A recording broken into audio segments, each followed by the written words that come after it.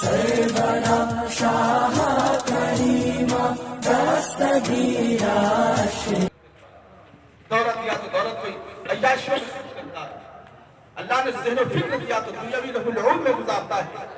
میرے پیارے میں آپ کو بتانا چاہتا ہوں، میں یہ بیان کر رہا تھا، آخری بات میں کہہ کے اپنی باتیں ختم کر دوں، بات لمبی مناسب نہیں ہے، اس لیے حضرت بھی تشریف رکھتے ہیں اور کھلانے کا بھی مسئلہ ہے۔ درود شریف پڑھ لیجیے، اللہم صلی علیہ سیدنا شفیعنا حبیبنا مولانا محمد بارک وسلم صلاۃ و سلام علیکہ یا رسول اللہ صلی اللہ علیہ وسلم۔ تو میں بتانا یہ چاہتا ہوں میرے پیارے بزرگوں اور دوستوں کہ حقوق العباد یعنی کوئی انسان اگر اپنا حق اگر باپ ہے اور آپ کے ساتھ اپنا حق ادا نہیں کرتا تو یاد رکھنا آقا علیہ السلام فرماتے ہیں نا کہ کل قیامت سب سے بڑا غریب وہ انسان ہے کہ جس کے اوپر حق باقی تھا اس نے حق ادا نہ کیا۔ تو اگر قیامت کے میدان میں حق والے اپنا حق مانگیں گے، اگر آج ہم دنیا میں اپنے اولاد کا حق ادا نہیں کر سکتے، انہیں نمازی نہیں بنا سکتے، دیندار نہیں بنا سکتے، انہیں قرآن کو پڑھنے والا نہیں بنائیں گے، تو یاد رکھنا کل یہی اولاد قیامت کے میدان میں ہمارا دامن پکڑ کے کہے گی مولا کہ دنیا میں میرا باپ تھا، تو نے مجھے طرح کر کے پیدا کیا، افسوس یہ ہے کہ یہ باپ ہونے کے باوجود اس نے میرا حق ادا نہ کیا۔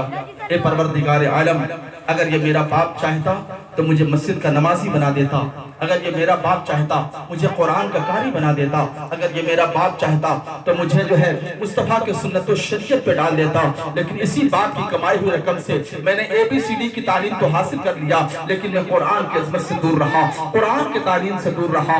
اے میرے پیارے، اگر تم چاہتے ہو کہ اولاد تمہارا حق ادا کرے تو پہلے اپنے اولاد کو اس لائق بنا دو کہ تمہاری اولاد تمہارا حق ادا کرنے میں کوتاہی نہ کرے۔ میرے پیارے یاد رکھنا، اگر تم اپنی عظمت اپنے اولاد سے کروانا چاہتے ہو تو اسے تمہیں نبی کی شریعت کی تعلیم دینی پڑے گی، مصطفیٰ کا قانون پڑھانا پڑے گا، عظمت قرآن کی طرف رجوع ہونا پڑے گا، تعلیم قرآن کو عام کرنا پڑے گا۔ جب تمہارا بیٹا قرآن پڑھے گا بالوالدین احسانا تو تمہارے ساتھ بھلائی کرے گا، جب تمہارا بیٹا قرآن پڑھے گا اسی ولا کا گھر ہوگا، تم کو کبھی ڈانٹے گا نہیں، جھڑکے گا نہیں، پھٹکارے گا نہیں۔ جب تمہارا بیٹا قرآن پڑھے گا وَقُلْ لَهُمَا قَوْلًا كَرِيمًا تو تم سے جب بھی باتیں کرے گا تو محبت سے باتیں کرے گا، اور تمہارا بیٹا تمہاری قدر اس وقت کرے گا جب وہ نبی کی حدیث پڑھ لے گا بالوالدین احسانا، ماں کے قدموں کے نیچے جنت ہے۔ تو یاد رکھنا تمہارا بیٹا تم سے بات کرے گا تو محبت سے بات کرے گا، تمہارا ادب بھی کرے گا، احترام بھی کرے گا، اور اس کی اپنی جنت ماں کے قدموں میں ہے تو ماں کی خدمت کر کے اپنی جنت کو حاصل کرنے کی کوشش کرے گا۔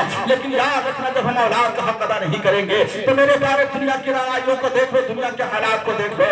آج ایک مسلمان کے گھر کی بیٹی جب بے پردہ ہو کر کے نکلتی ہے تو آج کل کے حالات اتنے بگڑے ہیں کہ کسی مسلمان کے گھر میں اگر شادیاں ہوتی ہے تو ناچ گانے بازے کا دور چلا کرتا ہے، اور سب سے بڑے افسوس کی بات تو یہ ہے کہ آج کے دور حاضر کے لوگوں کا مزاج ہو گیا، اور یہ دیکھ کر کے شرم و حیا سے یہ آنکھیں جھک جاتی ہے کہ ایک بہن شادی میں ناچتی رہتی ہے اور ایک بھائی موبائل سے ویڈیو بناتا رہتا ہے، ماں ڈانس کرتی ہے، بیٹا موبائل سے ویڈیو بناتا ہے، بیوی ڈانس کرتی ہے، شوہر موبائل سے ویڈیو بناتا ہے۔ ایسے حالات کو دیکھتے ہوئے اکبر الہ آبادی نے لکھا تھا کہ گھر سے بے پردہ نکلی جو چند بیویاں، گھر سے بے پردہ نکلی جو چند بیویاں، اکبر شرم سے غیرت زمین میں گڑ گیا، پوچھا ان بیویوں سے کہ پردے کیا ہوئے تو بولی کہ پردے مردوں کے عقلوں پہ پڑ گئے۔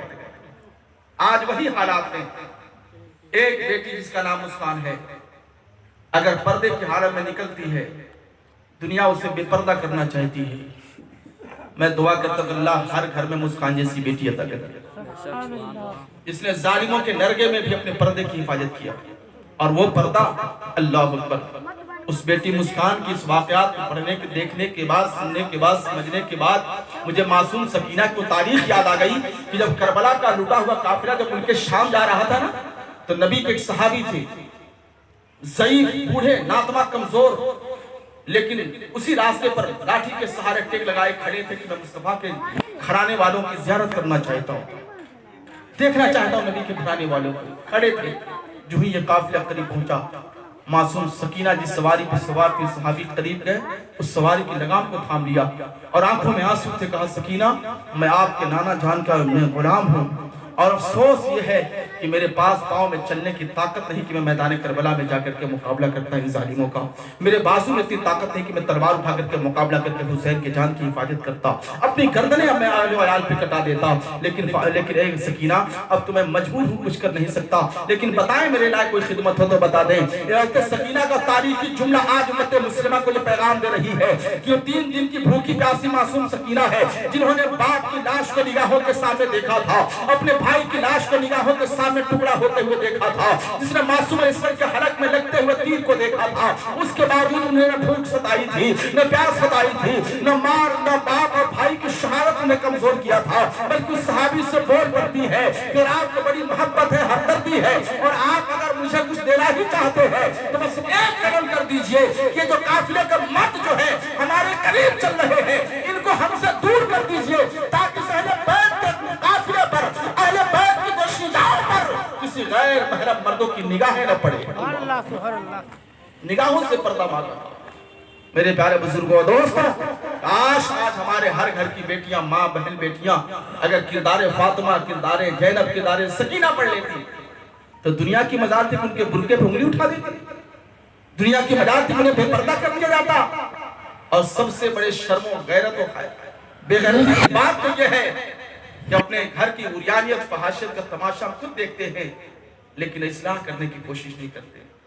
ہمارے سامنے بیٹی بے پردہ ہو کے نکلتی ہے, ہم اسے پردے میں ڈالنے کی, پردے سے مطلب یہ نہیں کہ اس کو گھر میں قید کر کے رکھا جائے. بیٹی کو تعلیم دو, اچھی بات ہے, لیکن وہ تعلیم پردے کے آئینے میں ہونا چاہیے. بیٹی گھر سے نکلے تو بے پردہ نہ نکلے, بیوی گھر سے نکلے بے پردہ نہ نکلے. میرے پیارے کہاں سوئے ہو؟ آج مترا دعا کرتے میری دعا قبول نہیں ہوتی. کبھی آپ نے غور کیا؟ مشکات شریف حدیث پاک میں آقا علیہ السلام نے فرمایا نا کہ ایک عورت ایسا پائل پہنے بازے جس میں گھنگرو لگے ہوئے, گھنگرو, اور جب وہ چلے نا تو اس گھنگری کی آواز چھن کر کے دوسرے مردوں کے کانوں تک پہنچے. تو اللہ کے رسول فرماتے ہیں اس عورت کے کنبے میں, خاندان میں جتنے بھی مرد ہوتے ہیں, اللہ کسی بھی مرد کی دعا کو قبول نہیں فرماتا. صرف ایک پائل کی آواز اگر کسی دوسرے مردوں کے کانوں تک پہنچ جائے, اس عورت کے قبیلے میں جتنے بھی مرد ہوتے ہیں, اللہ کسی بھی مرد کی دعا کو قبول نہیں فرماتا. یہاں تو ہر گھر میں یہ ننگا ناچ ناچا جا رہا ہے. آج ہم کہتے دعا قبول نہیں ہوتی. غور تو کرو کہ ہمارے کردار کتنے بگڑے ہیں, ہماری زندگی کتنی بگڑی ہے, ہمارے حالات کتنے بگڑے ہوئے ہیں کہ مسلمان ہونے کے باوجود ہم نے اپنے اسلام کو سمجھا نہیں, اپنے دین کو سمجھا نہیں. میرے پیارے بزرگوں اور دوستوں, یاد رکھنا, نہ سنبھلو گے تو مٹ جاؤ گے ہندی مسلمانوں, تمہاری داستان تک بھی نہ ہوگی داستانوں میں. علامہ اقبال اپنے قوم کے لوگوں کو پیغام دے دیا تھا کہ میرے قوم کے لوگوں, اپنی زندگی کو سنبھالو اپنے آپ کو, نبی کے سنت و شریعت اپنی زندگی کو ڈال دو. اور یاد رکھنا جو نبی کے سنت و شریعت پہ چلتا ہے, اللہ تبارک و تعالیٰ اسے کبھی زمانے میں رسوا نہیں ہونے دیتا ہے. اللہ اس کے آبرو کی بھی حفاظت فرماتا ہے, اللہ اس کی زندگی کی بھی حفاظت فرماتا ہے. میرے پیارے بزرگوں دوستوں, تو کہنے کا مطلب یہی ہے کہ میں نے خطبہ مسنہ کے بعد اس آیت کریمہ کی تلاوت سے اپنے آپ کو مشرف کیا. اللہ وحدہ لا شریک ارشاد فرما رہا ہے, یا ایھا الذین آمنوا قوا انفسکم واہلیکم نارا, اے ایمان والو تم اپنے آپ کو اور اپنے اہل و عیال کو جہنم کی آگ سے بچاؤ.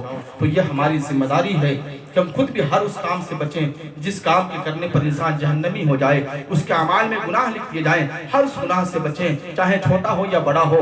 چلتے چلاتے ایک بڑی سنہرا اور آخری پیغام 1 منٹ میں آپ کو دے کے رخصت ہونا چاہتا ہوں.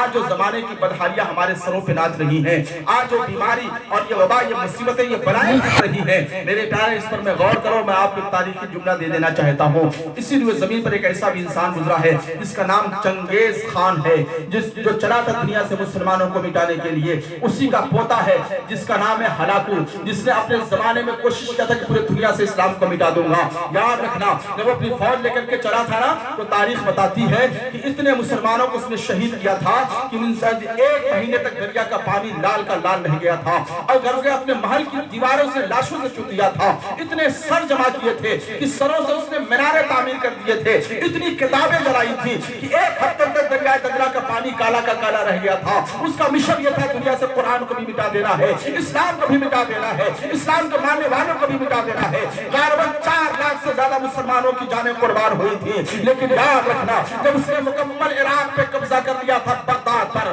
تو قبضہ کرنے کے بعد एक दिन जो है हराकू ने ऐलान किया था, लोगों मुसलमानों, मैं तुम्हारे किसी एक आलिम से मुबाहिसा करना चाहता हूँ, बहस करना चाहता हूँ, सवाल जवाब करना चाहता हूँ। अगर किसी आलिम में हिम्मत हो तो मेरे सामने आ जाए। लेकिन उसका जुल्म जबर कहर इतना था कि किसी भी आलिम के अंदर जुर्रत ना हुई कि जाकर के तुझे हराकू से जाकर के बहस कर सके। लेकिन एक 18-19 साल का नौजवान एक आलिम दीन जिनका नाम था ताकान, अभी चेहरे पर दाढ़ी भी नहीं आई थी, एक मस्जिद के इमाम थे। उन्होंने जब इस आवाज को सुना तो तैयार हो गए, कहा लोगों बहस मैं करूंगा, हलाकू से मुबाहिसा मैं करूंगा, उसके सवाल का जवाब मैं दूंगा। जैसे कि जब वो नौजवान तैयार होकर के चला है तो मेरे प्यारे जरा गौर करना, उन्होंने अपने साथ एक ऊंट को भी ले लिया, एक बकरी को ले लिया, एक मुर्गे को भी ले लिया और लेकर के पैदल चले। चंगेज खान के दरबार में पहुंचे, जानवर को बाहर छोड़ दिया, अंदर पहुंचे। जाते ही उसने देखा, चेहरा हुलिया देखा, कहा कि इतना छोटा लड़का मुझसे बहस करने के लिए आया है, क्या तुम्हारे जमात में कोई बड़ा आलिम नहीं था क्या? तो उस नौजवान ने कहा कि सुनो, अगर तुम बड़े से बात करना चाहते हो तो मैं ऊंट लेकर के आया हुआ हूँ, जाकर के उस ऊंट से बहस कर लो। अगर तुम दाढ़ी करवाना चाहते हो कि कोई लंबी दाढ़ी वाला बहस करने के लिए आए तो मैं बकरी भी लेकर के आया हूँ, लंबी दाढ़ी है, जाकर के उससे बात कर लो। अगर तुझे ऊंची आवाज पसंद है तो साथ में मुर्गा भी लेकर के आया हो, जाओ उससे बात कर लो। जैसे कि जब इस नजरियात को देखा तो भाप गया कि आने वाला उम्र में कम है लेकिन तजर्बा बहुत रखता है, तजर्बा बहुत है। सोचा कि बहस करके देखते हैं। उसने सबसे पहला सवाल किया था कि मेरा यहाँ आने का मकसद क्या है। उस चंगेज, उस हलाकू का जुमला था कि मेरा यहाँ आने का मकसद क्या है, किस चीज ने मुझे यहाँ पर लाके खड़ा किया। तो सुनो मेरे मिल्लत के नौजवानों, उस नौजवान आलिम दीन ताकान ने कहा था कि हलाकू, तुम्हारे यहाँ आने के जिम्मेदार हम हैं और हमारी बदआमालियाँ हैं। तुम्हें यहाँ ला करके खड़ा किया गया ना, ये हमारी बदआमालियाँ उसके जिम्मेदार हैं। जब तक हम बाअमल थे ना, अल्लाह ने हमारी हिफाजत फरमाई थी, लेकिन जब से हमारा किरदार बिगड़ा, हमारे अमल बिगड़े, हमारी जिंदगी बिगड़ी, हमारे हालात बिगड़े, हमारे मामलात बिगड़े, हमारा ईमान खराब हुआ, हम झूठ बोलने लगे, हम बेहयाइयां करने लगे, बुराइयों की तरफ भागने लगे, शराब पीने लगे।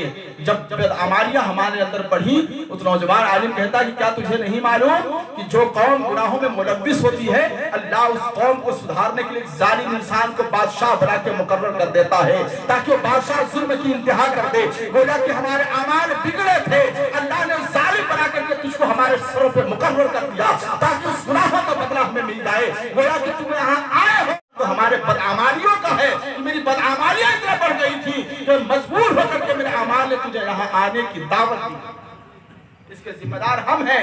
अगर हम पूरे नहीं होते ना तो तुम्हारा कहर हमारे ऊपर नहीं टूटता, अल्लाह तुम्हारे कहर को गिरने नहीं देता हमारे सर पे। फिर उसने दूसरा जुमला कहा था, ये बताओ यहाँ से मुझको कौन हटा सकता है, यहाँ से मुझको कौन भगा सकता है। उस नौजवान आलिम ने कहा कि हम भगा सकते हैं। क्या कहा? अरे बोलिए ना, क्या कहा? हम भगा सकते हैं। कहा कैसे? कहा जिस दिन हम अपने ईमान को दुरुस्त कर लेंगे, जिस दिन हमारा किरदार नबी की शरीयत पे आ जाएगी, जिस दिन हमारा ईमान पुख्ता हो जाएगा, जिस दिन हमारे दिल में अल्लाह का खौफ, नबी की मोहब्बत बैठ जाएगी, जिस दिन हमारे हाथों में मुस्तफा रहमत के मोहब्बत का झंडा आ जाएगा, हमारा जिस दिन है हमारी मिल्लत इकट्ठी हो जाएगी, हम सब जमा हो जाएंगे, मुत्तहिद हो जाएंगे और हम नबी पाक की सुन्नत और शरीयत में पैरा हो जाएंगे ना, उस दिन भगाने की जरूरत नहीं पड़ेगी। तुम खुद ब खुद मेरा मुल्क छोड़ दो, तुम खुद ब खुद यहाँ से निकलने पे मजबूर हो जाओगे। तो मेरे प्यारे याद रखना, ऐसे ही मौके पर एक शायर ने कहा था कि पहले तालीम से तुम मोड़ दिए जाओगे, पहले तालीम से तुम मोड़ दिए जाओगे, फिर किसी जुर्म से तुम जोड़ दिए जाओगे। अपने इतिहास उठा करके देख लो।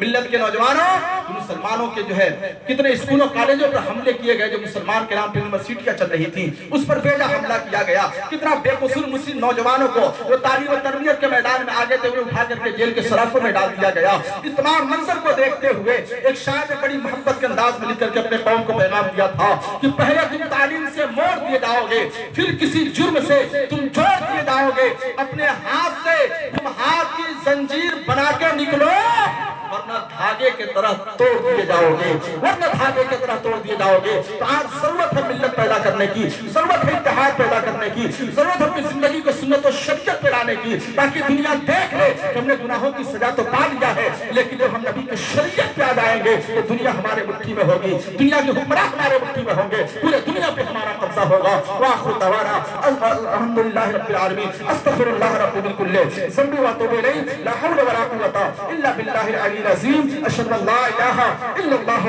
واشہد ان محمد عبدہ ورسولہ۔ السلام علیکم ورحمۃ اللہ۔